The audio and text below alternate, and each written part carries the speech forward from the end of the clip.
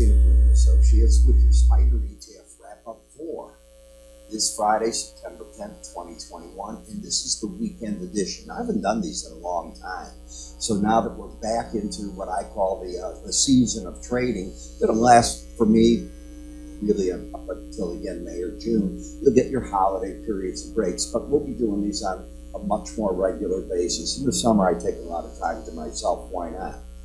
But looking at the market, remember that song, Sea of Love? There's no love here.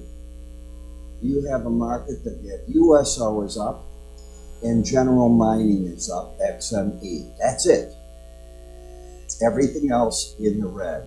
One ugly son of a gun week. That's what it was. When we take a look at the tech sector, the trend is up. You can see how the market's backing off right here. You still have the pattern of higher lows, higher highs, but for the week, you were down 1.71%. The market is still over the 18-week average of closes, which is over the 100-week, which happens to be over the 200. It's still very much a bull market in a correction phase. Now, I'm going to look when we reopen on Monday for this 18-week average to jump. Right now, as you can see, the market's 147, 146, just over $1 at a time. I think it's got to get up into the 150 area, but I don't think it'll be yet above that number. What you don't want to take out to keep the bullish pattern of higher lows, higher highs is 151.21. That would not turn the chart bearish and take you out of that bullish pattern. The market stalling against this whole area of resistance. The upper Bollinger Band was hit back here, and now you're starting to back away from it. And momentum, just like on a daily chart, momentum in slow stochastics can go from overbought to oversold, oversold back to overbought, or you can change gears from overbought and lock in. I call it embedding. It can do it on the downside. When you get that pattern, you see it there, you see it there, you had it here. What's common to it? The markets go up, and when you lose that pattern, you get that sudden correction.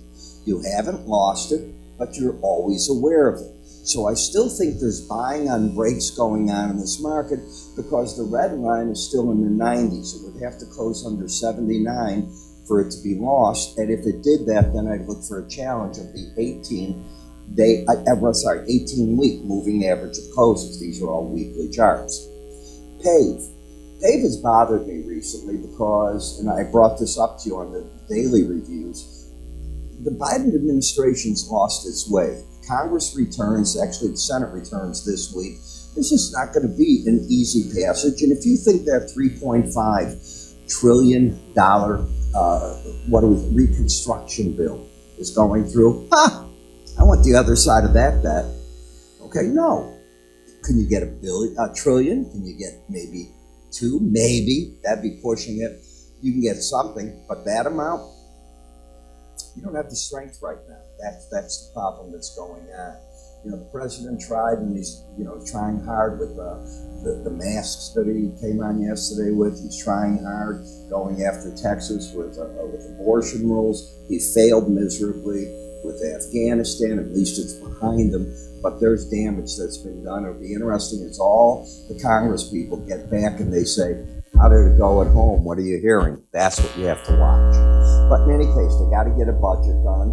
They still got the first construction bill going. Can they get that going? It's this reconstruction one.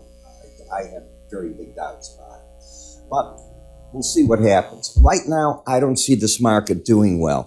It's overbought, wants to correct. It's going to play politics. So probably goes back towards the 18-day average, 26.36 to play a game there. On the industrial sector, momentum turned down. You've got lower highs, lower lows. You're bearish right now. You'd have to get back over 105.28 to negate that. A possible target is the lower Bollinger Band. But the bigger picture is you're going sideways. Sideways action ends up being a base or a top. The market is not giving you an idea just yet which one of those is. For the moment, momentum's to the downside. And I think the pros will trade it accordingly with that stop at 105.29. In the energy sector, lower highs, lower lows, bearish. I know energy's been going up, but the energy sector hasn't.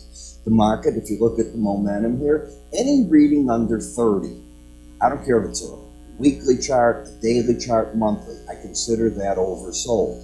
It's not embedding, it's oversold. I'd walk away from something like that. That's what I teach in my charting course. SPY. So we're down 1.69% for the week. Okay, this ties in right with what the futures are doing. The correction is here. How deep it'll go, I don't know. Getting to 5% is proven to be very difficult. Go back and look at your chart. How many 5% corrections are you seeing?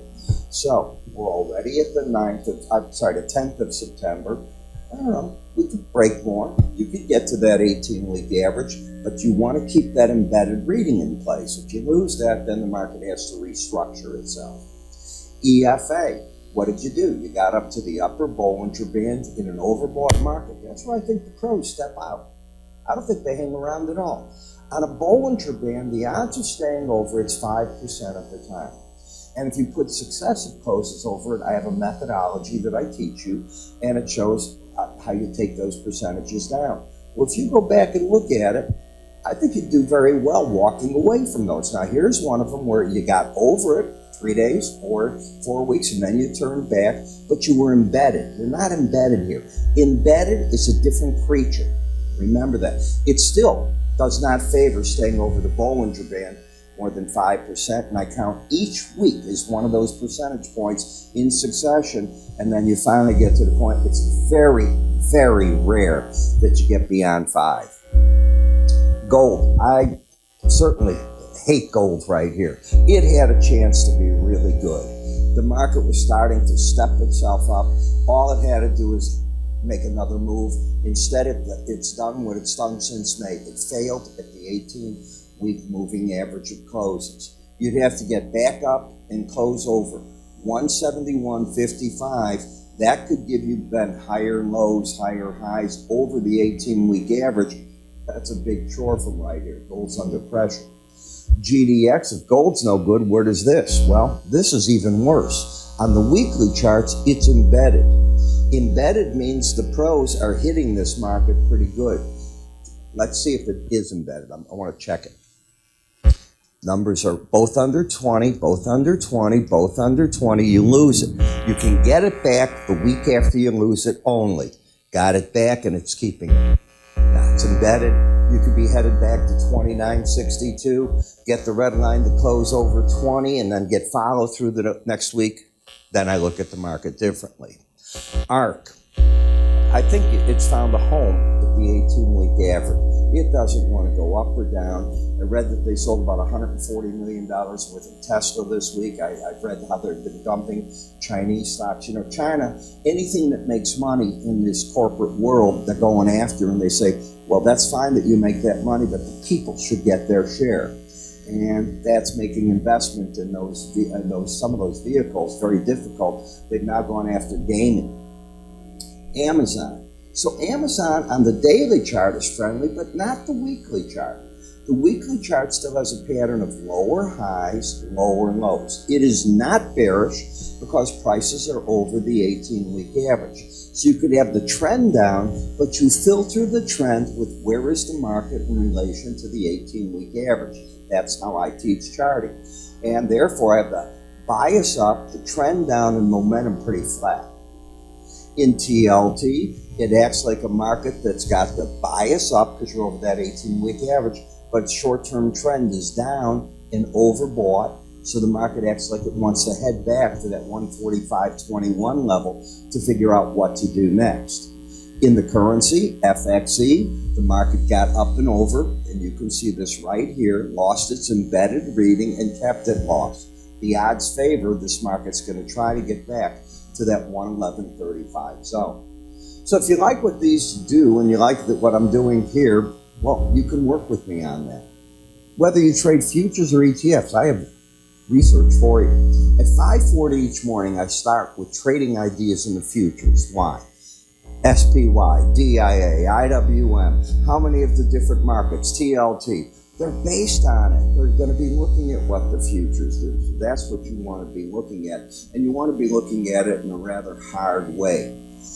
So I cover that, and then at 9 o'clock, I wait for the government reports to come out, and I start recording the SPDR ETF video. In each of these, I'm going to give you a technical analysis. I'm going to talk the fundamentals that are ruling today, the government reports that came out or are coming out that day. Most of them are done by 9 o'clock. And then what I'm seeing, and I cover all these markets and futures, every one of those. And in the ETFs, you'll see that I cover the same thing. So you get quite a bit covered for you all the way through that. How do you get this? Well, it's pretty simple. All you need to do is go to the website and take a look at it. You want a free trial? You can get that, by the way, and our free offers on the website. If not, the subscription, 30 days, you're going to get in that 30-day period about 48 videos, each about 17 to 20 minutes long. It's quite a bit of material. And we make it easy because as you scroll on our website, on the bottom, it tells you what section you're in. Do you want to be in the metal area? Do you want to be in the stock index, the individual stocks? It all lights up and you save yourself time. Just go there, take care of it. You have a great weekend.